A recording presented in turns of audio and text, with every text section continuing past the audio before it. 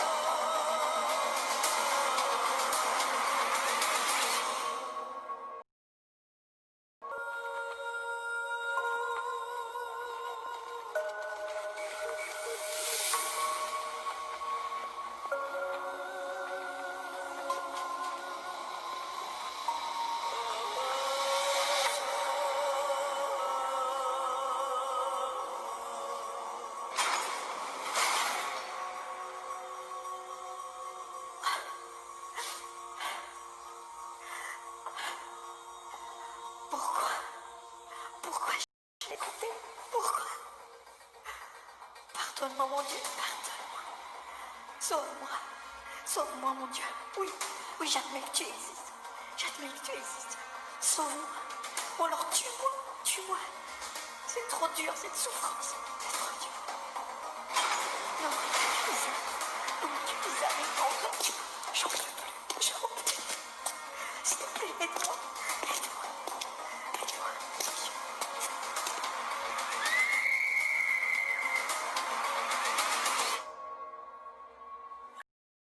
Excuse-moi, Sophie, mais je t'apprécie. Je respecte ta religion, mais on est collègues. Et je trouve que pour moi, la religion, c'est très personnel.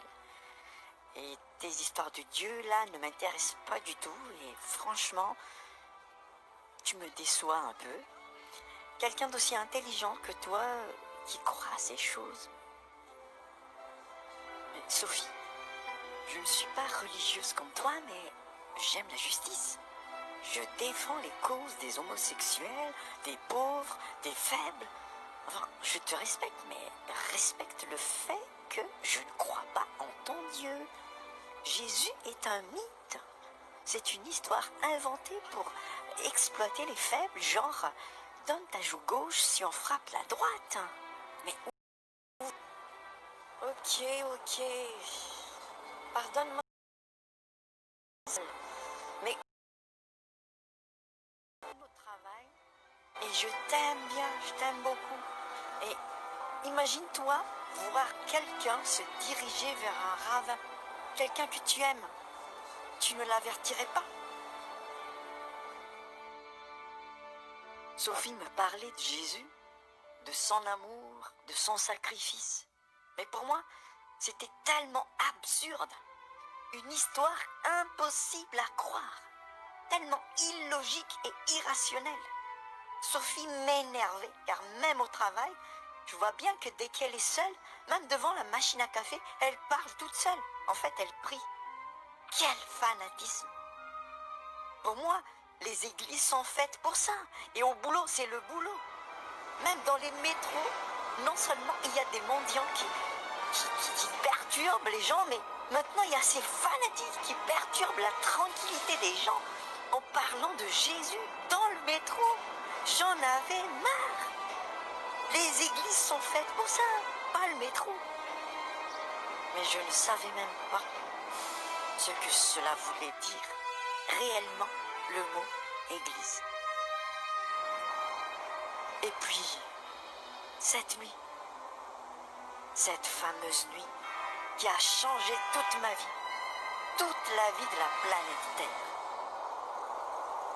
Nous rentrions d'une d'école de Tia, la fille de Sophie, et après l'avoir amenée manger, nous avons emmené Tia et Noémie, ma fille, manger une glace au bord de la mer. Les filles étaient en train de s'amuser quand, soudain,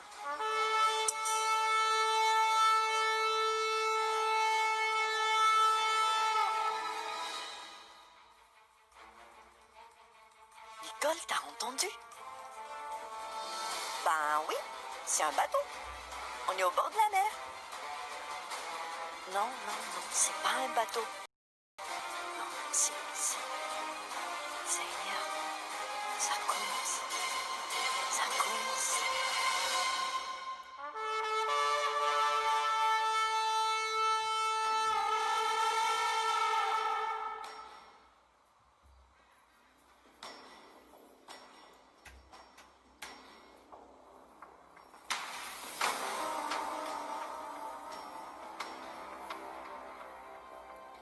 Car le Seigneur a un signal donné à la voix d'un archange. Le son de la trompette de Dieu descendra du ciel et les citeront premièrement. Nicole, ça a commencé, ça y est, on y est. Attends, c'est quoi? Je comprends rien du tout.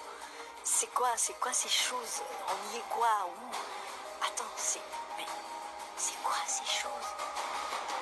Mais ce sont des corps. Ce sont des corps lumineux qui montent. Mais c'est quoi ce délire, Sophie? Qu'est-ce qui se passe? Waouh, c'est beau! Tiens, regarde, c'est beau! Ensuite, nous les vivants qui serons restés, nous serons tous ensemble enlevés avec eux sur des nuées. Nicole, on a très peu de temps. Écoute-moi bien, écoute. On sera parti et dans mon sac là, il y a une Bible. Tu regarderas dans 1 Thessaloniciens chapitre 4, versets 16 et 17 et tu comprendras ce qui se passe. Tout est dit dans la Bible, ce qui va se passer, tout est dit. Et rappelle-toi de ce que je te dis. Ne les laisse jamais t'implanter quoi que ce soit. Résiste. Tant qu'il y a de l'espoir en Jésus, lis la Bible et tu comprendras tout. J'ai alors compris que je ne verrai plus Sophie, je ne verrai plus Tia, et surtout, je ne verrai plus ma fille. J'ai tout perdu cette nuit, et c'était ma faute.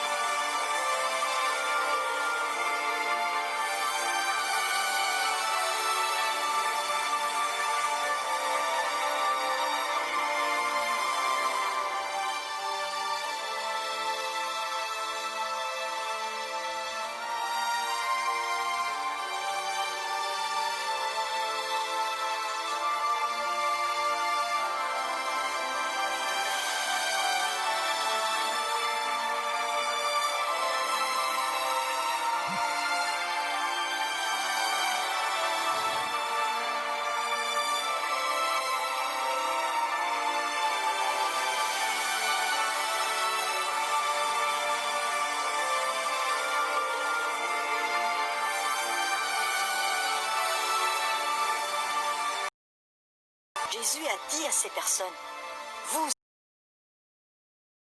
êtes la lumière du monde. Ce jour-là, toutes les lumières du monde ont été enlevées de la terre. Beaucoup croyaient qu'ils étaient la lumière, mais beaucoup furent déçus. Ils furent laissés. Cette lumière n'était pas la connaissance de la Bible, ni le fait d'appartenir à une telle ou telle dénomination, ni le fait même de suivre des règles et des lois, et surtout pas des trésors et richesses amassées sur la terre. Mais cette lumière, c'était la présence du Christ, la présence de l'amour authentique du Christ en chacun de ces êtres enlevés, car ils avaient un cœur pur devant le Seigneur. Quand on vit toute la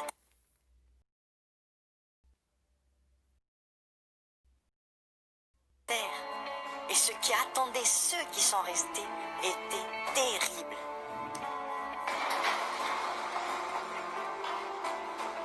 persécution très très dure pour les chrétiens non enlevés et qui choisissaient de garder leur foi. Mais c'était tellement dur que beaucoup ont renié Jésus.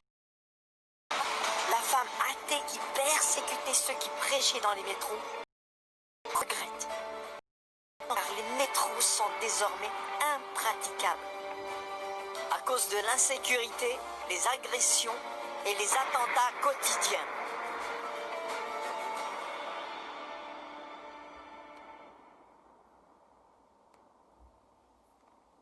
Si seulement je pouvais revenir en arrière, j'aurais embrassé ceux que j'avais traités de fanatiques, qui parlaient de cet amour pur de Jésus. J'étais aveugle, mais il a fait grâce. Après avoir passé des moments terribles en prison, violé, torturé, je fais d'une manière miraculeuse et je fais partie de la résistance avec des frères, tous des anciens chrétiens, laissés lors de l'enlèvement, mais qui, comme moi, ont gardé l'espoir en Jésus. Vous tous qui êtes là, vous voyez ce qui se passe dans ce monde. Si vous êtes là, c'est que vous avez résisté. Aujourd'hui, si vous n'avez pas la puce électronique implantée en vous, vous ne pouvez plus acheter, vendre, ni faire quoi que ce soit. Vous êtes traqués, torturés, massacrés. Mais vous avez choisi de résister. Nous avons raté l'enlèvement, mais Dieu nous donne une seconde chance. Ce sera dur, très dur. Mais je me rappellerai toujours de ce qu'une amie m'a crié pendant qu'elle s'élevait vers le ciel. Tant qu'il y a la vie, il y a toujours l'espoir en Jésus. Alors résiste, résistez, méditez l'histoire d'Étienne dans la Bible et vous tiendrez devant la mort. Vos téléphones, tablettes, ordinateurs sont contrôlés. La Bible est interdite et ils savent qui détient la Bible sous forme électronique. Nous sommes obligés de revenir à la forme papier, mais la plupart a été détruite, brûlée, mais il en reste. Méditez, apprenez les versets par cœur et encouragez-vous les uns les autres. La parole de Dieu reste vraie. Apocalypse 2:10. Sois fidèle jusqu'à la mort et je te donnerai la couronne de vie.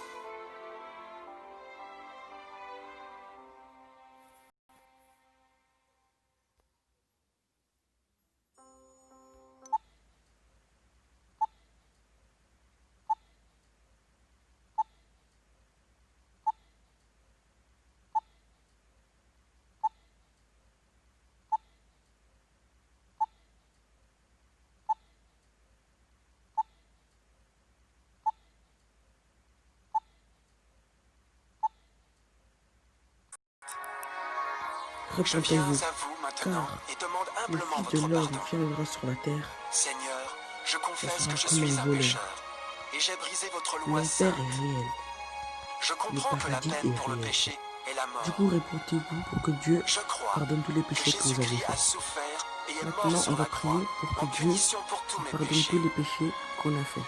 Je crois que Jésus a ressuscité et je l'accepte comme mon sauveur personnel. À partir de ce moment, je vous donne ma confiance du cœur. Vous, pour être le Seigneur de ma vie. S'il vous plaît, pardonnez tous mes péchés et envoyez votre esprit pour m'aider à accomplir votre volonté. Je vous remercie pour votre grand amour et accepte votre cadeau de vie éternelle. Et je prie ces pensées au nom